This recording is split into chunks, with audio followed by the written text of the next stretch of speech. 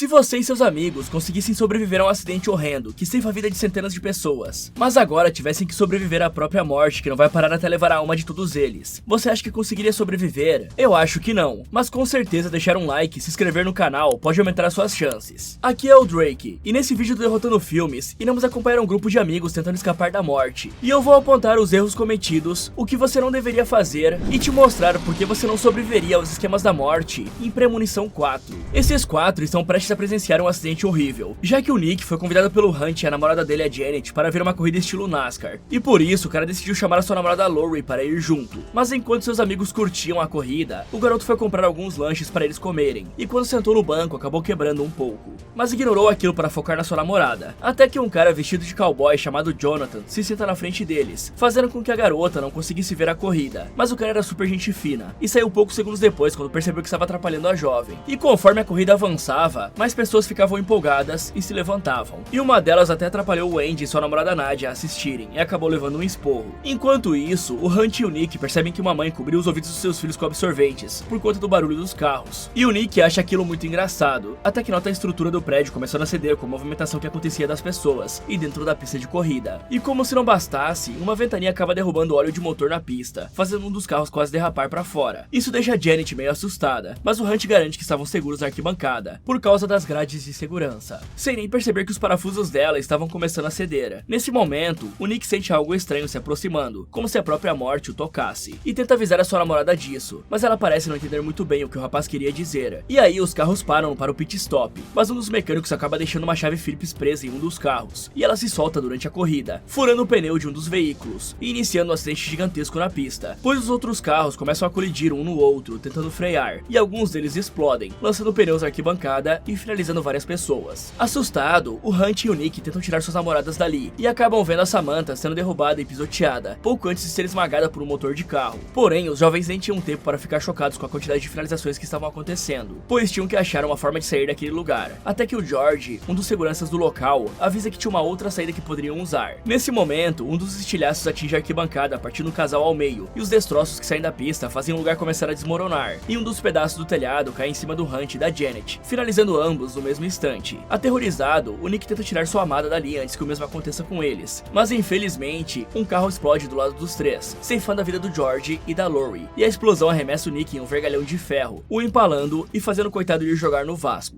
Ok, antes de começar as explicações, galera, eu sei que vocês já repararam que a minha voz não tá 100%, e tem um bom motivo pra isso, pelo menos pra mim é um bom motivo. É que eu fui no show do System of a Down, e eu gritei que nem um maluco, então eu peço desculpas aí pra vocês pela voz, mas logo ela volta ao normal. Mas agora, bora lá. Bom, é impressionante como no universo de Premonição, a palavra manutenção não existe, e a checagem de segurança também não, porque não é a primeira vez que a gente vê uma estrutura que claramente não está nos seus melhores dias, sendo usada de forma ignorante para algo que ela nitidamente não aguenta. Afinal, essa grade aí não segura nem o gordão da XJ se ele se jogar nela. Agora imagina por um instante que um carro a vários quilômetros por hora colida com a grade. O choque da batida provavelmente já causaria um desabamento, porque numa corrida estilo NASCAR, que pra quem não sabe é a modalidade que eles estão assistindo, a velocidade média de um veículo é de 250 a 280 km por hora, e dependendo da situação, os corredores podem atingir até 320 km por hora em circuitos ovais, como esse aí que estamos vendo. Ou seja, imaginem a força do impacto que um desses carros teria naquela grade, caso acontecesse um acidente. Eu duvido muito que elas conseguiriam aguentar o impacto, tanto que no primeiro carro ela já fura a grade e acerta a plateia, fora os estilhaços que voaram na pista após as colisões. No mínimo, a segurança para um evento desses deveria ser maior para evitar que o público se machucasse. E por falar em velocidades acima de 300 km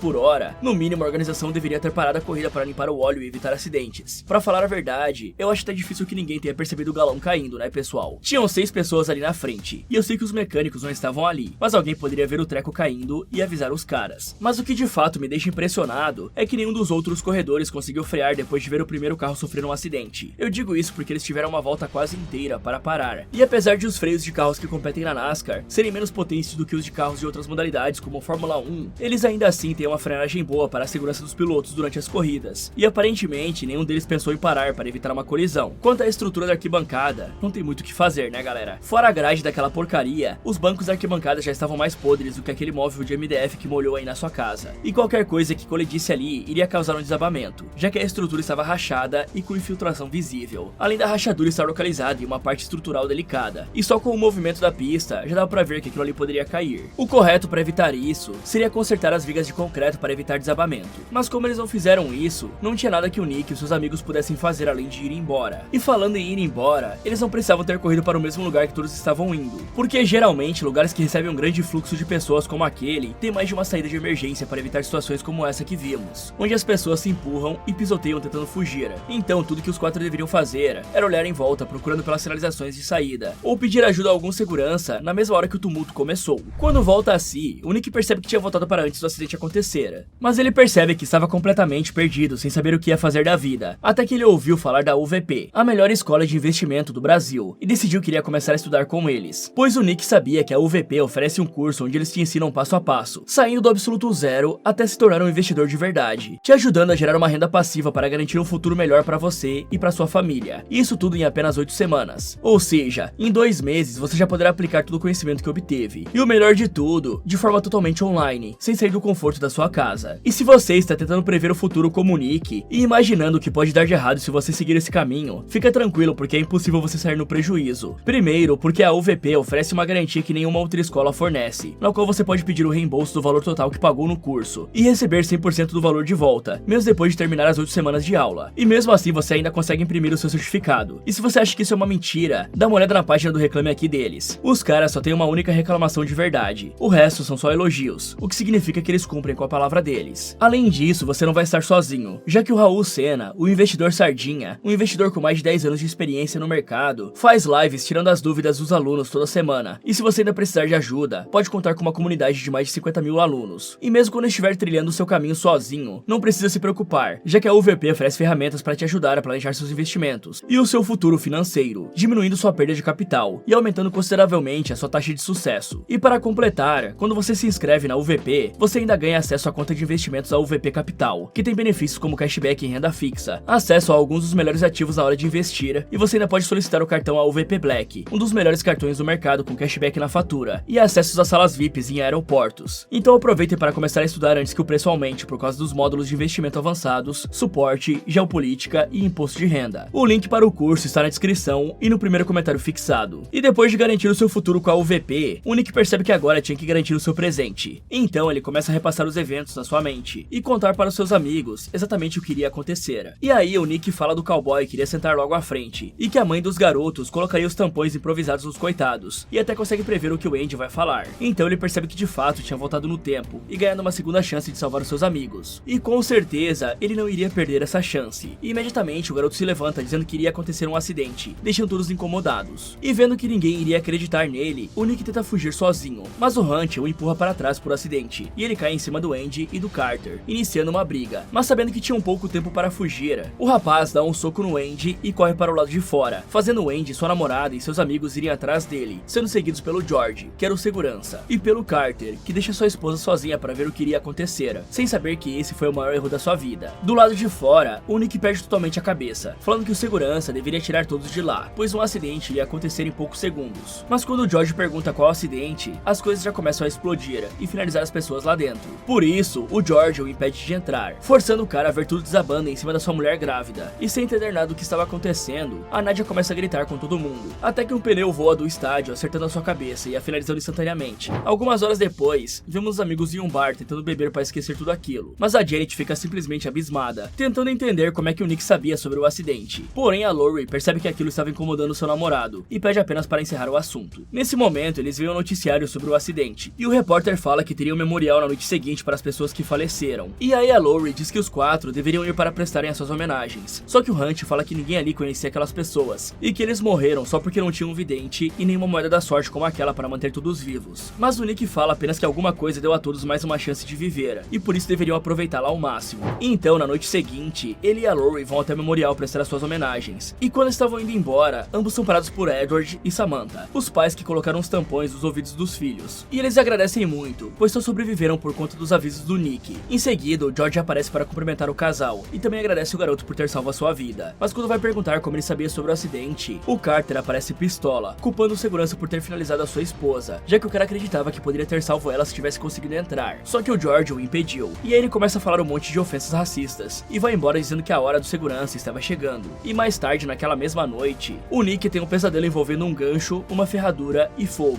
mas acha que era só um sonho e volta a dormir sem nem imaginar o que estava prestes a acontecer. Isso porque porque naquele exato momento, o Carter estava dirigindo bêbado em seu guincho até a casa do George para finalizá-lo, enquanto o coitado só estava de boa, lendo seu guia dos Alcoólicos Anônimos. Porém, enquanto armava o seu plano para finalizar o homem, a morte começa a trabalhar também, e derrubar o engradado de cerveja do cara, puxando o freio de mão. E com o movimento do veículo, a ferradura que ele usava aparece no retrovisor, se prende nas travas da porta e aciona uma alavanca que começa a derrubar óleo no asfalto. E como se não fosse suficiente, a ferradura ainda aciona o gancho, soltando as correntes no chão e prendendo o maluco para o lado de fora. E vendo seu veículo ir embora sozinho, o Carter faz de tudo para conseguir entrar, mas quando estava prestes a desistir, o gancho se prende na sua perna, arrastando ele pelo asfalto, e a fricção entre o chão e as correntes acende uma fagulha que queima o óleo, ateando fogo no homem. Ouvindo os gritos, o George sai para ver o que estava acontecendo, e chega bem no momento em que o veículo explode, finalizando o Carter. Bom, todo castigo para nazista é pouco, né? O Carter tinha uma tatuagenzinha maldita mostrando no que ele acreditava, e eu sei que geralmente quando acontecem coisas ruins com pessoas amadas, os humanos sempre procuram alguém para culpar, pois precisam sentir raiva de algo, para não acabar odiando a si mesmos. E isso é um mecanismo de segurança do cérebro para proteger o nosso ego. Só que pensando racionalmente, o Carter deveria perceber que se voltasse lá pra dentro, iria bater as botas junto com a esposa. Fora que a culpa foi dele de correr para o lado de fora e deixar ela sozinha lá dentro. Ninguém obrigou ele a fazer isso, muito pelo contrário, ele obrigou a coitada a ficar lá, mandando ela não se mexer que ele ia resolver. E da série de escolhas questionáveis que você nunca deveria fazer, o Carter ainda decide dirigir bêbado, sendo que se ele realmente quisesse fazer algo para prejudicar ou até finalizar o George, ele no mínimo teria que estar sóbrio, já que o homem era um segurança e provavelmente sabia imobilizar ou até nocautear pessoas, pois tem muitos treinamentos que seguranças passam para aprenderem a fazer esse tipo de coisa e lidar com os engraçadinhos. E digamos que bêbado desse jeito, eu duvido muito que o Carter conseguiria ganhar uma luta no corpo a corpo. E eu não acho que ele tenha uma arma de fogo, pois se ele tivesse, era só atirar na janela do caminhão para conseguir alcançar a maçaneta e abrir a porta. Fora que dirigir bêbado não ajuda ele em muita coisa também, e principalmente afeta a atenção e a forma de pensar. Por isso, o Carter só teve ideias estúpidas, já que tudo ficaria bem se o homem simplesmente percebesse que não era uma decisão sensata tentar parar um veículo de mais de 1 tonelada em movimento, ou prestar atenção no gancho e no óleo vazando do veículo. Ele simplesmente poderia sair da frente e deixar o veículo bater em algum poste ou árvore, para conseguir tentar fazer alguma coisa com ele parado, já que naquela velocidade a batida não causaria tantos estragos. Mas vamos combinar, né? O que esperar de um cara que tem esse tipo de tatuagem no corpo, né? Na manhã seguinte, a Janet liga para a Lori pedindo que ela visse o noticiário, pois aquele maluco que perdeu a esposa tinha batido as botas. Assustada, a garota chama seu namorado e liga a TV no jornal. E quando vê a notícia e a forma como o homem tinha ido de base, o Nick tem outra visão envolvendo uma tesoura, um cigarro e outra pessoa batendo as botas de maneira brutal, mas infelizmente não sabia exatamente quem era. E aí ele conta sobre essa visão para sua namorada, e fala que provavelmente o sonho da noite passada não foi só um sonho, mas uma visão, com dicas de como alguém iria bater as botas. E o real problema é que ele tinha acabado de ter outra visão dessas naquele instante, e por isso sabia que alguém estava prestes a perder a vida. Enquanto isso, a Samantha vai até o salão de beleza para se arrumar para a noite das garotas, que iria acontecer mais tarde. E enquanto descia do carro, seus filhos começam a jogar pedras à praça que ficava logo à frente, onde um jardineiro estava abastecendo seu cortador de gramas. E aí ela ordena que os dois parem. Com isso, a mãe deles dá alguns trocados para os garotos e pede para eles comprarem algumas besteiras e ir jogar videogame, enquanto ela faz seu tratamento de beleza. E assim que entram no salão, a recepcionista fala que já estavam prestes a fechar, mas a Samantha implora para fazerem nem que seja um tratamento rápido, pois ela precisava ficar bonita naquela noite. E então a recepcionista acaba aceitando e pede para a única cabeleireira que ainda estava ali para cuidar dela. Porém, quando se senta na cadeira, ela percebe que o pistão estava quebrado, mas continua normalmente como se nada tivesse acontecido. E enquanto limpava o local, a recepcionista, por acidente, deixa o esfregão muito perto dos produtos. Então o cabo acaba derrubando um pote que cai em um creme, espalhando-o pelo chão. E mais tarde, a Samantha pede um copo d'água, e a recepcionista deixa o copo com a água gelada perto do spray de laque. Nesse momento, os filhos da Samantha chegam no salão e acabam escorregando no creme, fazendo a mãe deles esquecer o copo d'água por conta do susto. E com o tempo, o copo começa a suar, fazendo o spray deslizar pela água até perto da chapinha, onde ele acaba estourando com o calor e acertando o ventilador de teto que cai perto da Samantha, mas por sorte, ela fica viva. Mas quando pensávamos que tudo tinha dado certo e a mulher tinha conseguido escapar, ela abre a porta para sair do salão, e a pedra que os filhos dela jogaram no parque acaba sendo atingida pelas lâminas do cortador de grama, acertando em cheio o olho dela em alta velocidade e finalizando a moça instantaneamente. Dias depois, quando saem as notícias e jornais sobre o ocorrido, o Nick e a Lori percebem que isso tudo não poderia ser coincidência e chamam o Hunt e a Janet para contarem tudo que descobriram, falando que o Nick estava tendo visões que davam dicas de como as próximas pessoas da lista iriam bater as botas. E quando percebem que seus amigos ficam confusos com esse negócio de lista, o casal conta aos dois que foram pesquisar sobre essas premonições e descobriram que isso já aconteceu outras 3 vezes, e que infelizmente todos os sobreviventes dos acidentes bateram as botas, um a um, na exata ordem em que deveriam morrer.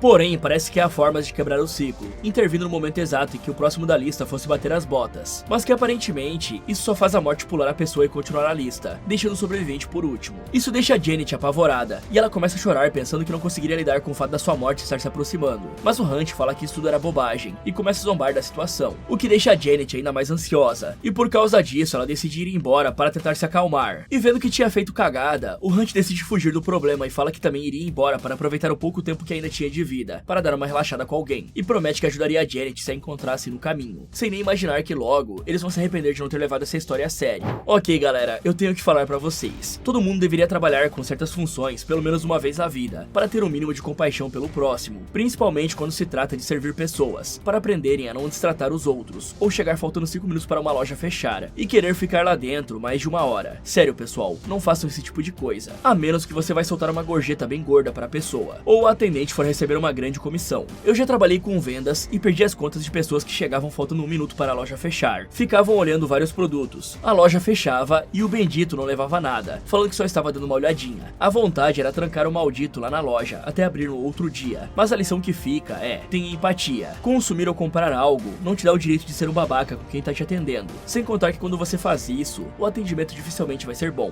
O jeito que a Samantha foi atendida é um exemplo. A cabeleireira estava sacaneando ela um monte. Fora isso, aquele jardineiro fumando enquanto abastece o cortador de grama é sacanagem, né? Se o cigarro escorregar da boca do cara e cair ali no combustível, ele vira o tocha humana em segundos. E esse cara aí poderia facilmente ter impedido a morte da Samantha, se ele fosse mais responsável com o trabalho dele. Afinal, muitos jardineiros usam aquelas proteções de tela para evitar justamente o que aconteceu com a Samantha. E bom, fora a lição de moral, nessa altura do campeonato, a premonição já aconteceu 3 outras vezes. A história do voo 180 já é mundialmente conhecida, e o caso bizarro do Alex sempre é facilmente encontrado. E como os próprios garotos viram, todos que passam por isso bateram as botas misteriosamente pouco tempo depois. Então, levando em conta que tinha a Wendy, a Kimberly ou até a Clear que estava investigando tudo naquela instituição psiquiátrica, como que ninguém pensou em postar tudo que sabiam sobre as premonições online, para ajudar outras pessoas que futuramente poderiam acabar passando por isso? Eu sei que geral bateu as botas, mas teve uns que sobreviveram por meses. Eles poderiam colocar todas as formas que usaram para sobreviver mais, como funcionam os esquemas da morte e tudo que poderia ajudar as pessoas a ganharem mais tempo para tentar coisas novas, já que muitas vidas se perdem no começo, porque ninguém sabe exatamente o que está acontecendo, e nem como podem se salvar. Imagine só o quão útil seria para essas pessoas ter uma wiki com tudo que poderiam tentar fazer para sobreviver, e com todas as informações reunidas sobre a morte. Assim, todos que tivessem premonições poderiam contribuir colocando suas informações na página, e com os dados reunidos por vários anos e de vários sobreviventes, uma hora alguém conseguiria acertar e sobreviver. Porém, ninguém parece se importar com o próximo, mesmo sabendo que as premonições aconteciam com outras pessoas. É como eu falei, né? Falta empatia. Agora, falando da coitada da Samantha, não tinha muito que ela pudesse fazer, já que as mortes estão se tornando cada vez mais aleatórias e imprevisíveis. Mas falando da parte de dentro do salão de beleza, ela era a última cliente do dia, e o lugar estava vazio. Então eles poderiam colocar a mulher em qualquer cadeira do lugar, mas como ela foi pentelha, acabou indo parar naquela. Mas ela podia ter pedido para trocar, para uma que não estivesse quebrada. Só que obviamente, o povo desse universo pensa que quanto maior a chance de dar algo errado, melhor. E por isso parece que fazem de tudo para bater as botas. Afinal, tinha uma chapinha ligada em cima da mesa com várias coisas ao redor.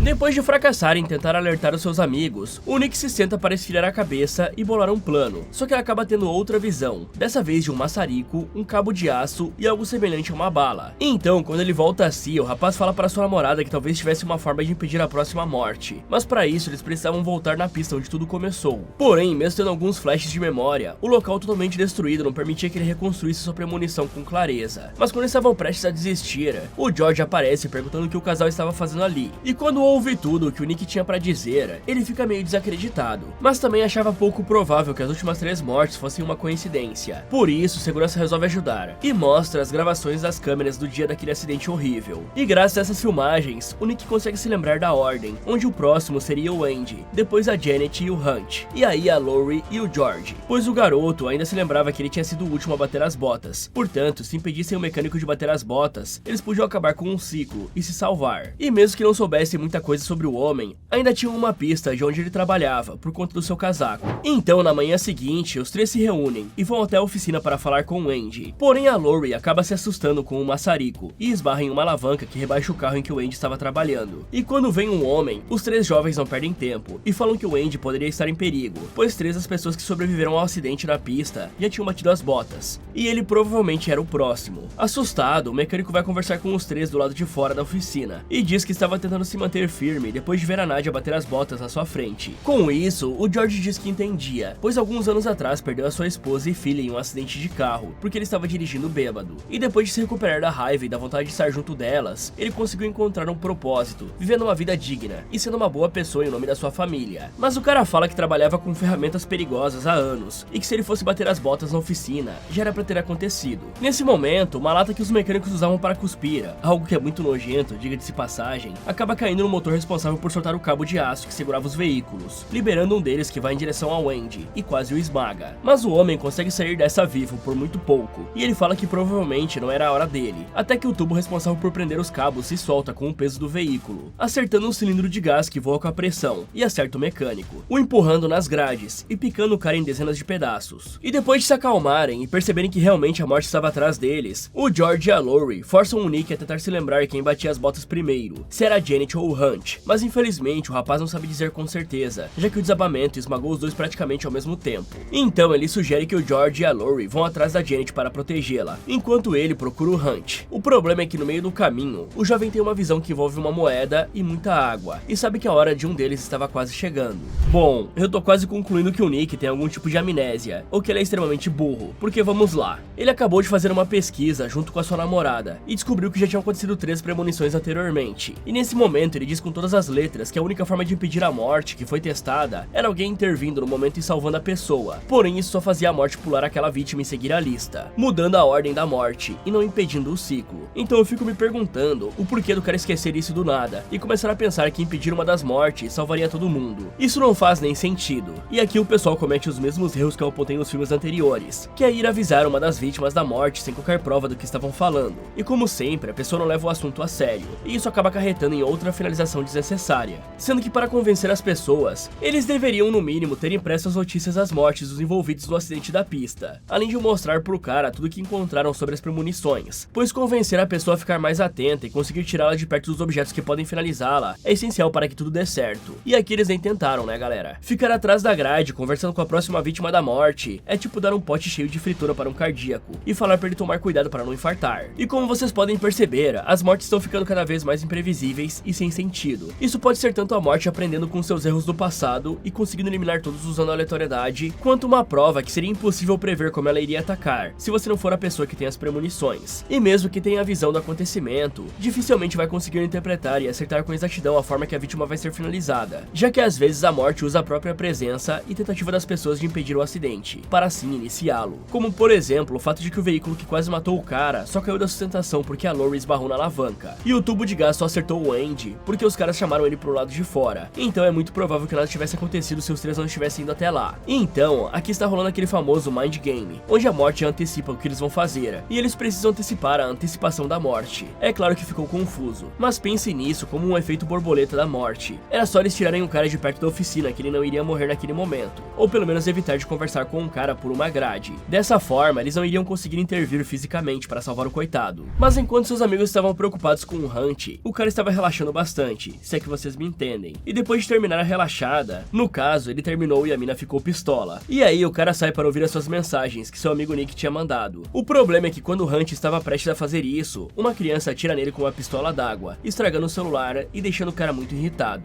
E então ele fura a boia do garoto e rouba sua arma de água, a jogando atrás de uma muretinha. Mas sem perceber, ele acaba acionando a sucção da água da piscina. Em paralelo, vemos a Janet saindo de uma loja com seu vestido novo, só que quando ela vai entrar no carro, um pássaro solta uma bela de uma bomba no vidro dela, e tentando limpar, a garota só espalha mais a sujeira, e como se não fosse suficiente, o teto solar do seu carro começa a abrir sozinho e se recusa a fechar. Porém, ela consegue consertar isso rapidamente, e vai até o lava-rápido para tirar aquela caca do seu vidro. Só que a Janet acaba derrubando uma moeda no esgoto, tentando pagar o lava-jato, só que ela só ignora isso e continua para limpar o seu veículo. Porém, enquanto estava lá dentro, o lava-rápido acaba quebrando a antena do carro e a arremessando na caixa de disjuntores que estava exposta ali do lado. E aí a Janet recebe uma ligação da Lori, pedindo que ela fique longe de qualquer coisa que tenha água, mas o sinal dentro do carro estava horrível, e a Janet não consegue entender muito bem o recado, e apenas fala que tentaria ligar de novo quando saísse do lava-jato onde ela estava. Só que nesse momento, a esteira do lava-jato para de funcionar, deixando a jovem presa lá dentro. E aí finalmente ela entende que tinha algo muito errado acontecendo. Com isso, ela tenta acelerar o carro para sair dali, mas isso faz com que o teto solar quebrado acabe abrindo. E é nesse momento que um cano em cima dela explode com a pressão da água e começa a inundar o carro. Desesperada, a jovem tenta fugir do veículo, mas as portas não abrem, e a única forma de respirar era colocar a cabeça para fora do teto solar. Porém, quando a jovem faz isso, a esteira volta a funcionar e o teto solar se fecha, prendendo a cabeça dela para fora, indo em direção a um rolo girando em alta velocidade. Só que no último segundo, a Lori e o George aparecem para salvar a garota, batendo contra a frente do carro dela e impedindo que a jovem fosse finalizada. Com isso, a Lori vai até a sua amiga e abre o teto solar, conseguindo tirar ela dali pouco antes de outro cano estourar e quebrar o carro, salvando a vida da Janet. Enquanto isso, o Hunt curtia sua vida como se nada estivesse acontecendo, brincando com a sua moeda da sorte, até que a sua mão é acertada por uma bola de golfe que veio do campo ao lado, fazendo ele derrubar a moeda na piscina. E sem pensar duas vezes, o rapaz pula na água e mergulha procurando seu amuleto da sorte, mas acaba sendo pego pela força de sucção do ralo da piscina, que começa a puxar com tanta pressão que o prende lá no fundo. Nesse momento, o Nick chega para resgatá-lo, mas não consegue encontrar o Hunt em lugar nenhum, sem nem imaginar que o tempo do coitado estava acabando, pois a pressão da sucção é tanta que literalmente puxa os órgãos do rapaz pelo buraco de trás, o que acaba entupindo os canos e causando uma explosão, jogando as tripas para todo lado e deixando claro para o Nick que seu amigo já tinha ido jogar no Vasco. Depois de ajudar a Janet, o George fala que talvez isso já tenha quebrado a lista da morte e todos estavam salvos, ou isso apenas atrasou os planos dela, e agora o George era o próximo. Porém, ele fala que estava tranquilo com essa ideia, pois sabia que a sua família estaria lhe esperando do outro lado, mas que a Lori e o Nick já deviam ficar atentos e tentar se manter vivos. Ok, esse acidente entra pra série de coisas que nunca aconteceriam se as pessoas prestassem mais atenção. Primeiro, a pessoa que fez a manutenção desse lava rápido literalmente deixou uma caixa de fusíveis exposta num lugar onde voa água pra todo lado o tempo inteiro. E assim, primeiro que não era nem pra uma caixa de energia estar dentro da porcaria do lava rápido, porque isso por si só já seria perigoso. O correto seria essa caixa estar em um lugar separado feito para consertar a parte elétrica do maquinário, mas deixar ela do lado de dentro e exposta ainda por cima já é maluquice. E falando em maluquice, a Janet não sabe o que é um pano ou uma esponja, né? Lavar o carro inteiro só porque um pombo cagou no vidro é sacanagem. A mulher ainda conseguiu cometer todos os erros possíveis ao entrar em um lava rápido, pois tinha uma placa enorme mandando não fazer tudo que ela fez. E falando nisso, vocês perceberam que a Janet provavelmente teria ficado tranquila se ela não tivesse feito nada? Afinal, o teto solar só abriria porque ela ligou o carro, pois mesmo se o cano em cima dela estourasse, não iria entrar água no veículo desde que o teto ficasse fechado. E aí tudo que ela tinha que fazer era esperar alguém chegar para tirar ela dali, porque mesmo que aquele outro cano grande estivesse estourado, ele apenas quebrou o vidro, o que não seria problema nenhum para a Janet, porque ele sequer chegou a encostar no banco do motorista. Então ela teria ficado bem se simplesmente não tivesse entrado em desespero e buzinasse, e depois ficasse quietinha esperando por ajuda, ao invés de botar a cabeça para fora do teto solar dentro de um lava rápido. Ou então ter aproveitado que o teto solar abriu, e ela podia ter usado o celular para pedir ajuda à sua amiga, já que antes o telefone ficou sem sinal porque o veículo estava totalmente fechado.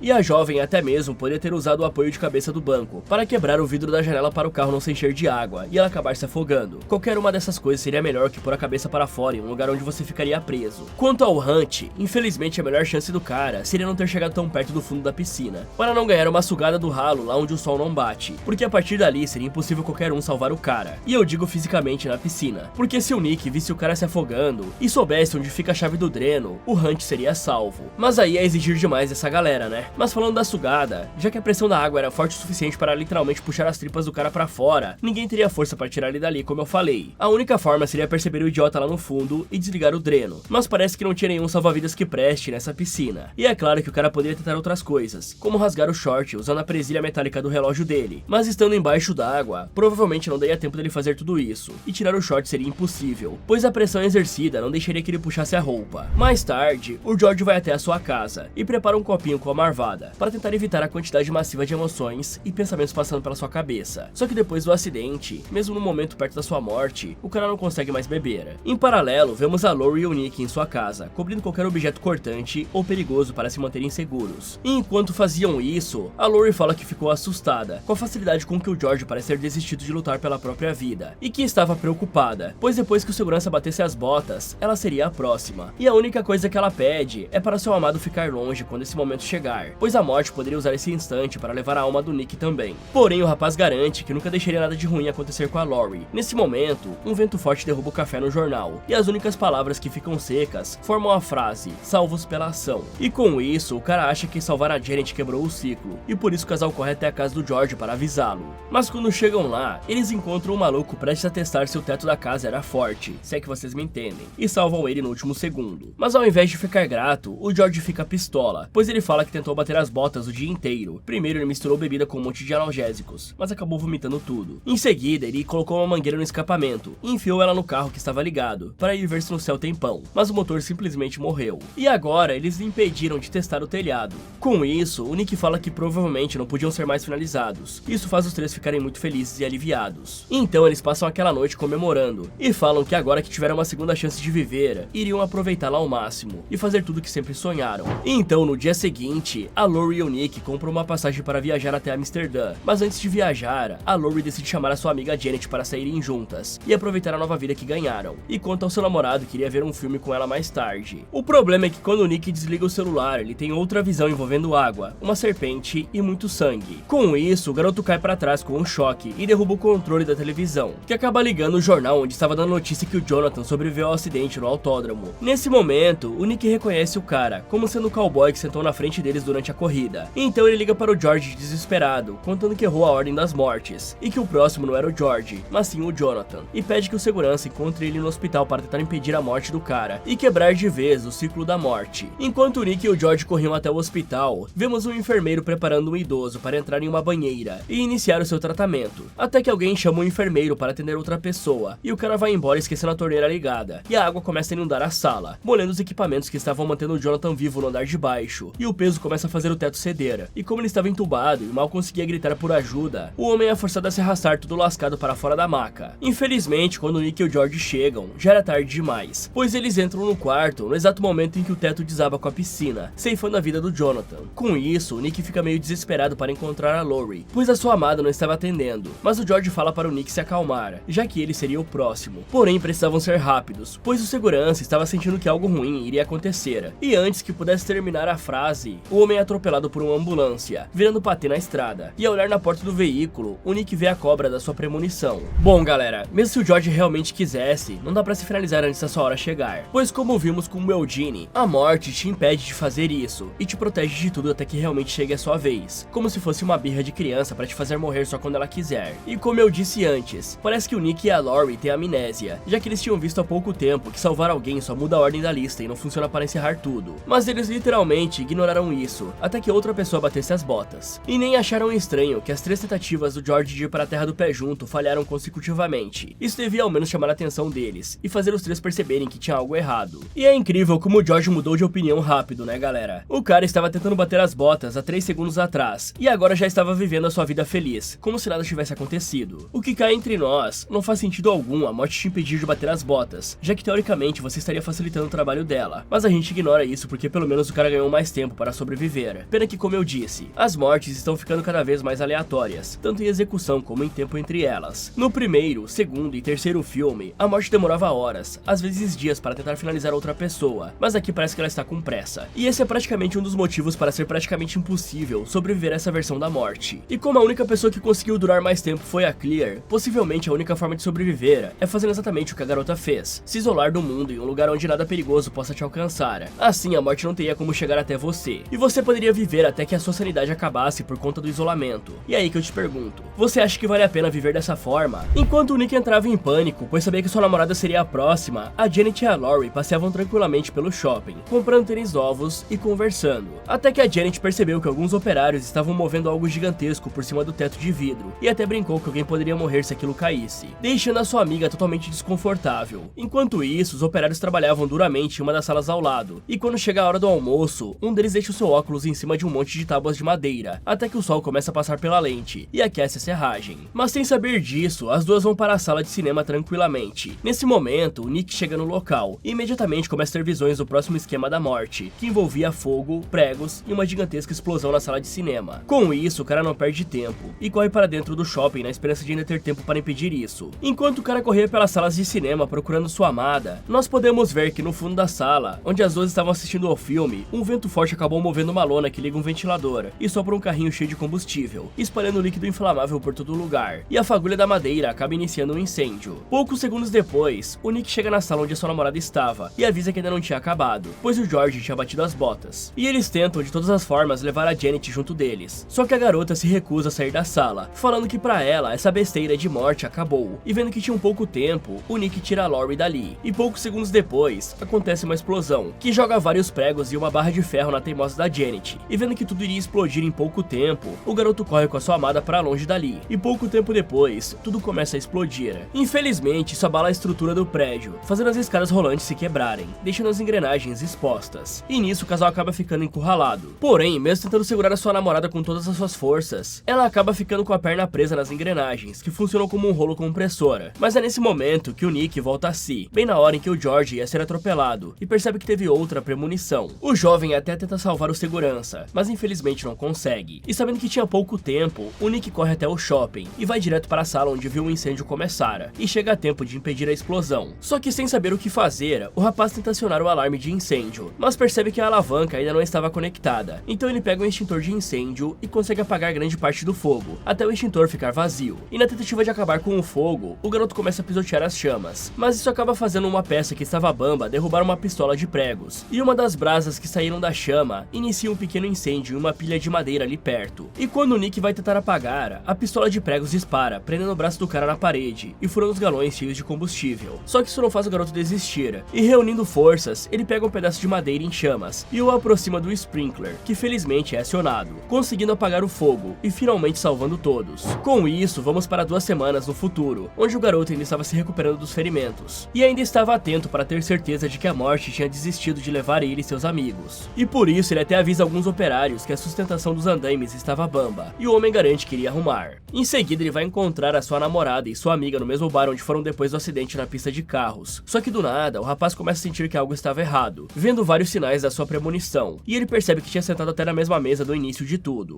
E aí o Nick fala para as duas que talvez não tenham mudado nada, e que o plano da morte poderia ser reuni-los ali desde o começo. Só que aí já era tarde demais. O andaime cai e faz um caminhão atingir a loja, finalizando os 3 de maneira brutal, e mostrando que realmente não tem como escapar da morte. Bom galera, depois de 3 vídeos tentando de todas as formas possíveis derrotar a morte, nesse aqui os caras se superaram em criar eventos totalmente aleatórios, que nenhuma previsão pode dar conta de salvar. E sim, eu estou falando do final. Mas fora isso, a cada novo filme, as mortes ficam ainda mais complexas, e chega num ponto que é impossível saber de onde e quando vem um golpe fatal. E mesmo se você tiver a capacidade de identificar todos os sinais da morte, você só vai estar alongando em poucas semanas da sua existência. E caso você seja muito sortudo, em alguns meses. Mas será que isso realmente vale a pena? No segundo filme, vimos que a Clear e o Alex literalmente se isolaram por meses da sociedade, e só dessa forma eles conseguiram sobreviver, a custo da saúde física e mental. Além disso, uma hora você vai ter que sair de casa, seja para comprar comida ou trabalhar. Então é inevitável que uma hora você tenha que sair. E quando isso acontecer, você pode ser pego desprevenido, como o Alex que morreu com uma tijolada na cabeça. E é exatamente por isso que não tem como sobreviver. Como é que você derrota uma chuva aleatória de pneus ou tijolos sem qualquer aviso prévio? A parte do shopping, o Nick até poderia dar um jeito mais fácil de apagar um incêndio, tipo desligando o ventilador e depois apagando o fogo. Mas de qualquer forma o cara conseguiu salvar o dia. E mesmo depois disso o cara estava precavido. E do nada um caminhão entrou com tudo na cafeteria, finalizando geral num X-Ray do Mortal Kombat. Fora que a cada filme a morte está cada vez mais astuta, quebrando até mesmo as próprias regras. E para os espertinhos que vão falar que a Kimberly sobreviveu no final do segundo filme, saibam que a morte dela é canônica, só não foi mostrada em tela, já que tem algumas cenas deletadas do terceiro filme, onde o Thomas e a Kimberly morreram depois de conseguirem uma vida nova. E isso fica claro com algumas cenas cortadas do terceiro filme, onde contava que basicamente os dois se encontraram numa loja, até que um carro desgovernado bateu na loja e destruiu tudo. Soa familiar? Porém, eles não morreram no acidente. Eles conseguem escapar até a porta dos fundos. Só que a Kimberly fica com um casaco preso em um triturador de madeira, e o Thomas tenta de tudo para salvá-la. Mas infelizmente, ambos acabam sendo puxados e finalizados juntos. Porém, realmente, os dois foram as pessoas que mais sobreviveram nesse universo, porque aparentemente eles só foram finalizados 5 anos após a morte da Clear no hospital. Então, de certa forma, eles ganharam meia década de vida normal, até a morte vir buscá-los novamente. Ou seja, nem o Bloodworth, que era a única pessoa que possivelmente sabia como derrotar a morte, consegue de fato nos ajudar aqui, pois a morte nesse universo é uma força da natureza. Independente do que você fizer, é impossível escapar quando a sua hora chegar. Então, o máximo que você pode fazer é atrasá-la. Fala galera, e se vocês acabassem descobrindo que estão em um desses esquemas da morte, você acha que conseguiria sobreviver? Me contem nos comentários. E se você fosse um assaltante e ficasse preso em um carro construído igual uma jaula, o que você faria? Quer saber se esse cara aqui vai escapar? Então clique aqui nesse vídeo, ou aproveite para ver outras sugestões do Derrotando Filmes. Muito obrigado por assistir, e lembre-se de prestar bastante atenção ao seu redor. Nunca se sabe quando a morte vai botar em prática o esquema que ela tem pra você.